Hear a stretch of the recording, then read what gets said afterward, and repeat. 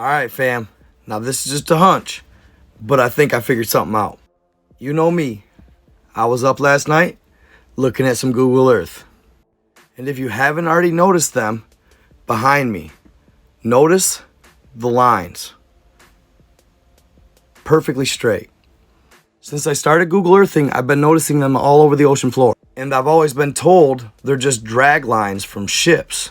So I just ignore them. But I got to looking at them. And they're always in perfectly straight lines. And that got me to thinking, if it was a ship in a drag line for fishing, it wouldn't be perfectly straight. With the currents and the waves and everything going on in the ocean, the boat gets tossed around often. And not only that, with all the anomalies and the mountain passes and all that on the ocean floor, the nets would get thrown off. They wouldn't be perfect. And then I got to thinking, God, these look like they're pretty good size for the scale of Google Earth. So I measured one. They're 4 miles wide. So naturally I thought, well, a road system, right? But if it's a roadway, why do they take such sharp angles? And why do they go out of their way over here when the shortest distance between 2 points is a straight line? They just cut straight through. And when I say these run everywhere, fam, they're all over the world. Only on the ocean floor, though. Through mountain passes. Perfect. Zigzag. The Red Sea. Boom. Up. So naturally, I started following them. And a lot of times, they'd converge into one spot. And this is what these spots would oftentimes look like up close. Like a grid. And here's another one up close. Like almost like a grid. Like a town. So I continued to follow them. Eventually it led me to the Azores Islands. And if you look closely, it comes into the Azores Islands. There's 3, 2, 3. What look like roadways coming off of it. So it's a hub of some sort. And those of you that watch my videos know that I pointed out the Azores Pyramid, which was bigger than the Pyramid of Giza recently discovered underwater. And that's when it hit me like a freight train, fam. When I was originally exploring the Azores Pyramid, I stumbled upon this. Here's what it looks like zoomed in. What are those? A piping network. Now some of y'all are gonna think I'm crazy, but I'm gonna prove it. These are canals. Yes, you heard me right. A network of canals. Canals built by an ancient civilization to distribute water on Earth. My number one reasoning for this hypothesis? Mars.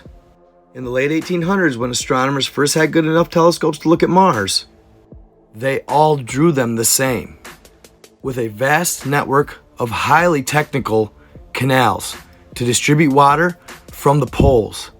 This is a separate astronomer from the last picture. Same thing. And this is a 1962 Air Force sketch after they looked at Mars. Same thing. But if you look at Mars now, it's usually too hazy or foggy to see it. And what was Mars supposedly ravaged by? Nuclear war. Could this have happened here? Very possible. Most likely did. And it wasn't necessarily nuclear war. It could have been an asteroid. But either way, it either totally evaporated or incinerated the oceans. This is the Atlantic Ocean on Google Earth, towards the North Pole. Look at these massive fissures, if you will. What they're calling fault lines were man-made. And they were man-made to distribute water from the ice caps. Again, this is just a theory, but it has validity. Go take a look for yourself. They're all over the ocean floor, and they're perfectly grid-like. They're done geometrically perfect.